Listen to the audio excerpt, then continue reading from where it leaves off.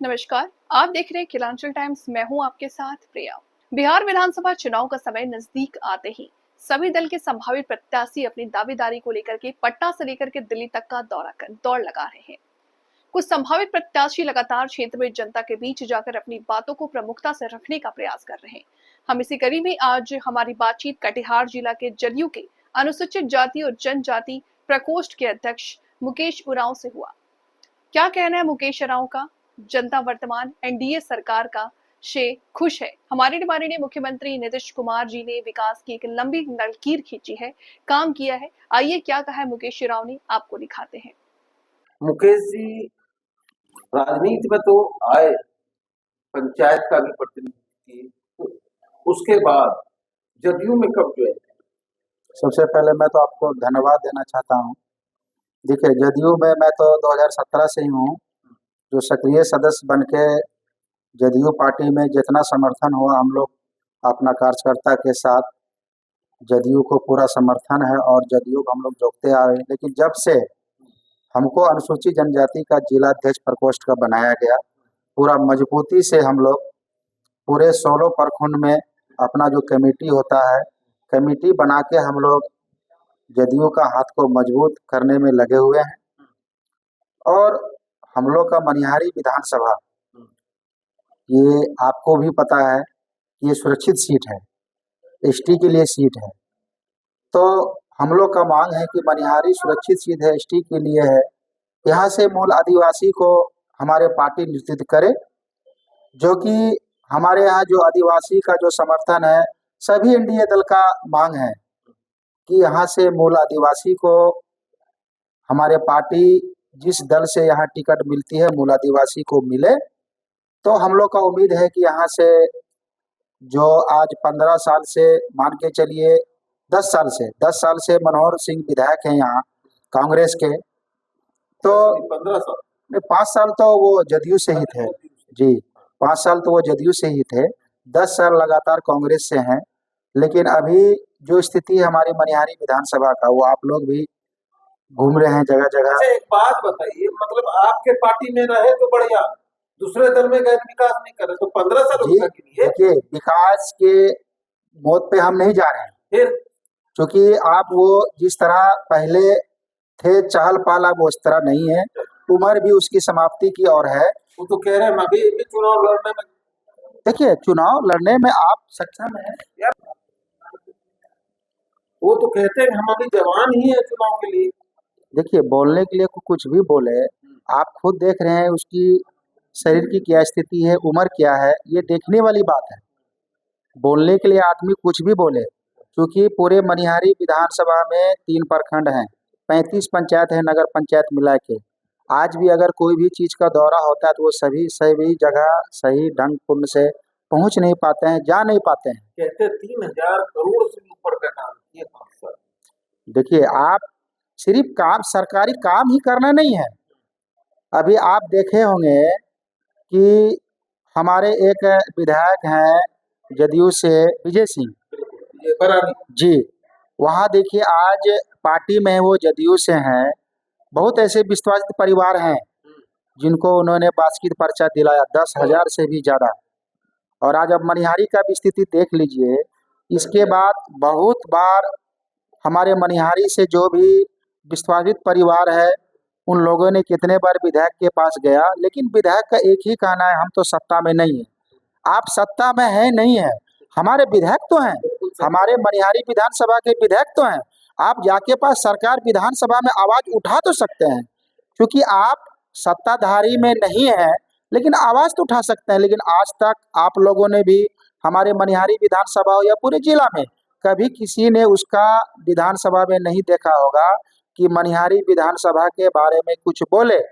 और खास करके ये आदिवासी बाहुबली क्षेत्र है, आदिवासी के बारे में तो आज तक उन्होंने कभी कुछ नहीं बोला है। आपने जैसे विस्थापित की बात कही, अगर हम बात करें, क्या मुकेश उरांव क्षेत्र जाते हैं? जी, क्षेत्र पूरा हम लोग भ्रमण करते हैं। क्या कहते हैं जनता?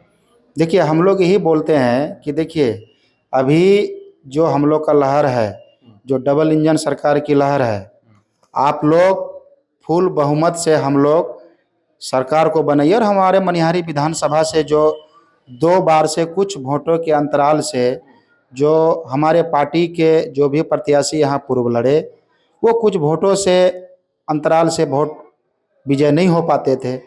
चूँकि ये आप लोग भी जान रहे हैं, यहाँ की जो मांग है, जो यहाँ की आबादी है, अगर उस आबादी को यहाँ से कैंडिडेट बनाया जाता है तो सभी का समर्थन रहेगा, सभी मूल आदिवासी का उसके साथ समर्थन रहेगा, तभी यहाँ से हम लोग का कैंडिडेट चुन के यहाँ से जा सकता है। और रही सवाल कि हम लोग जो घूमते हैं वहाँ, जो वहाँ के लोग कहते हैं हम लोग के बीच तो विधायक आते भी नहीं है कोई भी चीज़। और चूंकि योजना, देखिए योजना तो जो सरकार के यहाँ से आती है वो तो होना ही है, लेकिन उससे और कुछ लाना है तो उसके लिए आपको सदन में बोलना पड़ेगा, लड़के लेना पड़ेगा। लेकिन ये सब चीज़ इसमें है नहीं, इसलिए हम यहाँ के मनिहारी विधानसभा के जो भी हमारे जनता जनार्दन है उनसे ही रिक्वेस्ट करते हैं कि देखिए अब युवा का युग आ गया है, आप लोग युवा को नेता चुनिए, जो कि हमारे मनिहारी विधानसभा में जो भी आज पिछड़ा हुआ जो भी काम काज है उसको आगे बढ़ाने में वो सक्षम होंगे। अगर हम आपने युवा की बात की, लेकिन सबसे बड़ी बात है आप लोग जब क्षेत्र जाते हैं आपके मुद्दे क्या है? देखिए अभी हम लोग जैसे क्षेत्र जाते हैं, सबसे बड़ा मेन मुद्दा है हमारा मनिहारी विधानसभा बाढ़ पीड़ित क्षेत्र है। कटाव और बाढ़ जी, कटाव है, बाढ़ पीड़ित क्षेत्र है, और उसमें कुछ ऐसे बहुत ऐसे हैं जहाँ जहाँ कोई गांव कटाव हो गई है, उनको रहने के लिए मान के लिए जमीन नहीं है। तो हम लोग का मेन मुद्दा है कि मान के चलिए कटाव को रोकना, आप बाढ़ पीड़ित से कैसे मनिहारी विधानसभा मुक्त हो, ये सब मुद्दा पे हम लोग चर्चा करेंगे। बाढ़ और कटाव एक बड़ा मुद्दा है, दूसरा मुद्दा क्या होगा? देखिए दूसरा मुद्दा ये है, आपको तो बोल ही रहे हैं कि जैसे विस्थापित परिवार है, विस्थापित, जी, विस्थापित परिवार जो है उसको जमीन दिलाना, उसको हम लोग जैसे मान के चलिए वहाँ देखेंगे कि मनिहारी विधानसभा में जहाँ सरकारी जमीन हो उस जमीन को हम लोग अगर बास्की पड़ता है, या तो अगर जमीन नहीं हो तो वैसा जमीन को सरकार लेके विस्थापित परिवार जो है उनको वहाँ बसा के बास्की पर्चा दिलाने का हम लोग का मेन फोकस रहेगा। तीसरा बहुत ऐसा हम लोग अभी भी घूम रहे हैं कि कोई कोई ऐसा गांव है जहां सड़क नहीं बना है, बहुत बड़े, जैसे कि मान के चलिए हम लोग इधर मैहारपुर गए थे, मैहारपुर में एक वहाँ मुंडा टोला है, वहाँ हम लोग गए थे तो वहाँ आज तक सड़क नहीं है। हम लोगों ने वहाँ से पूछा, उन लोगों ने कितने बार विधायक के यहाँ गया, विधायक आज तक वहाँ के लिए नहीं सुने, और आज अभी जी वहाँ सड़क भी नहीं है। तो हम लोग इस चीज के लिए भी ग्रामीण सड़क पर फोकस होगा। जी, पूरा ग्रामीण सड़क पे फोकस होगा। चौथा मान के चलिए, और बहुत ऐसा हम लोगों ने देखा, बहुत अभी आप देख रहे हैं कि पूरे मनिहारी विधानसभा में बहुत ऐसे स्कूल हैं जहां शिक्षा की भी कुछ कमी है। सही बात है, क्योंकि वहाँ भवन नहीं है, तो भवन जब तक नहीं रहेगा तो बच्चे कहाँ से बैठेंगे, कहाँ से वो पढ़ेंगे, इसलिए हम लोग का मेन फोकस शिक्षा पे भी रहेगा। जी ठीक है। आपके यहाँ अनुमंडल अस्पताल है जी, लेकिन अस्पताल की स्थिति भी दयनीय। देखिए अनुमंडल अस्पताल है इधर, आप लोग को बता दूं मैं कि सबसे पहले तो अभी उस अनुमंडल अस्पताल में रोगी कल्याण समिति में हमको भी बनाया गया है। इधर हम लोग बैठक किए थे और बैठक में जो भी कमी पाया गया है हम लोग वहाँ के एसडीएम से भी बात किए, वहाँ के जो मेन डॉक्टर हैं उनसे भी बात किए, और जो भी कमी है हम लोग उसको लिख के आगे भेजेंगे और जो कमी है उसको वहाँ पूर्ण किया जाएगा। युवाओं के प्रति क्या सोच रहे हैं? देखिए युवा के प्रति अभी हमारे माननीय मुख्यमंत्री तो युद्धमी योजना, बहुत ऐसी योजना चला रहे हैं युवा के प्रति, और जो भी युवा के प्रति और जो भी सरकार का योजना होगा हम लोग युवा तक पहुंचाएंगे और युवा का जो मांग है उसको हम लोग पूरा करेंगे। चलिए, आपने देखिए मुकेश उरांव ने मुद्दे की बात की कि हमारे मनिहारी विधानसभा क्षेत्र के ये मुद्दे, विस्थापन हो या बाढ़ हो या शिक्षा हो या ग्रामीण सड़क हो, सभी पर अपनी बेबाकी से बात कही।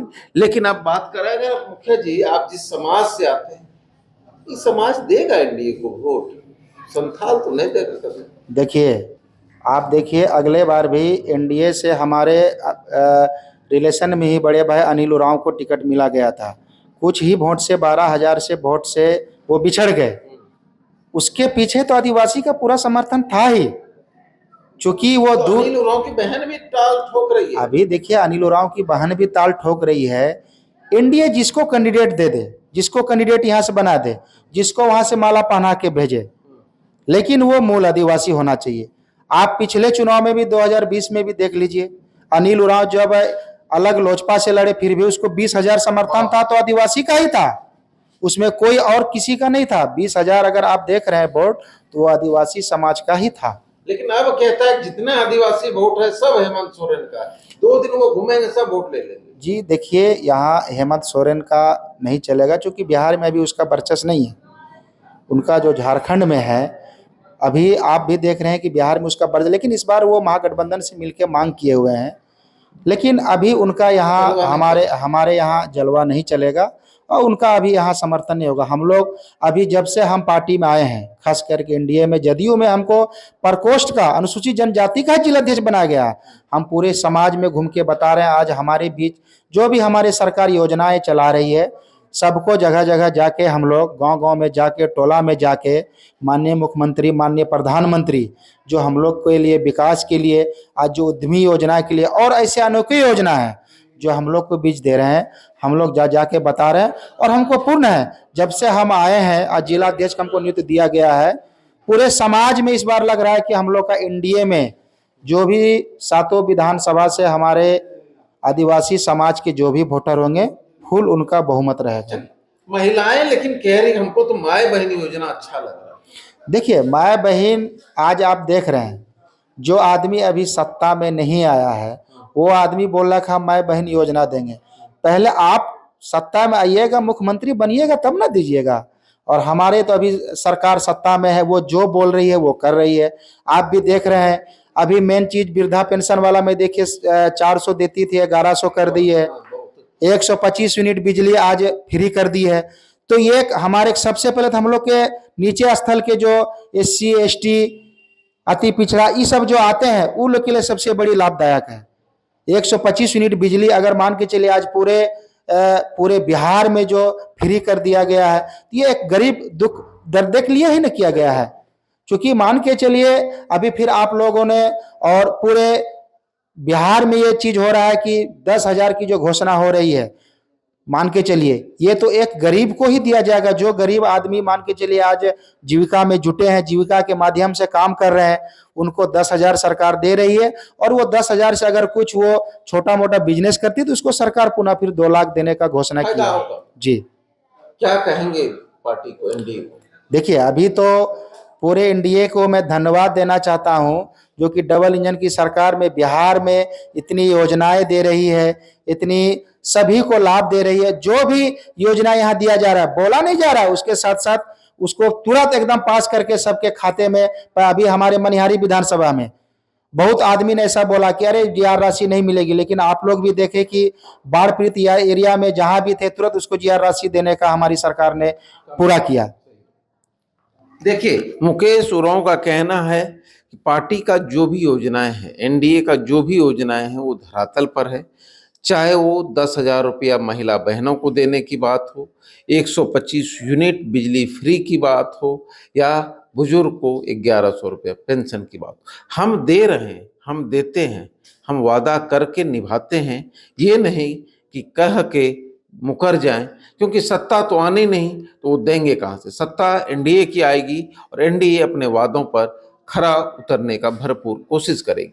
यूं कहें कि अगर मनिहारी विधानसभा क्षेत्र से अगर मुकेश उरांव को टिकट मिलता है, तो संथाल समाज के जितने भी वोटर हैं वो एकजुट होकर मुकेश उरांव को वोट करेंगे। ये दावा है मुकेश उरांव का। इनके कुछ समर्थक भी हम यहाँ पर मौजूद हैं, उनसे ही बात करते हैं कि मुकेश उरांव कैसे व्यक्ति हैं। मुकेश उरांव पूरा खुला दिल का आदमी है। वो सभी तरह के व्यक्ति से मिलते जुलते रहते हैं, हमारे यहाँ भी आते हैं, मेरा घर से मलतुला है। और ये इसके समर्थन में जो है पूरे संथाल समाज और जितने भी आदिवासी समाज में पिछड़ी जाति में आते हैं, सब हम लोग इसके समर्थन में हैं। कैसे आदमी है मुकेश उरांव? काम करेंगे। अच्छा, हाँ, अच्छा काम करेंगे, अच्छा आदमी। अच्छा, देखिए इनके जो समर्थक हैं, इनके जो लोग हैं, वो कह रहे हैं मुकेश उरांव अच्छे व्यक्ति हैं, ये काम कर सकते हैं। अगर हाँ, बहुत बढ़िया काम करेंगे करेंगे। काम करते हैं, पहले से भी करते थे, मुखिया में भी थे तो बढ़िया काम किए हैं, अभी भी बढ़िया काम कर रहे हैं। देखिए इनके समर्थक कह रहे हैं कि अगर मुखिया भी थे तो अच्छा काम किया, अगर मौका मिलेगा तो ये भी अच्छा काम करें।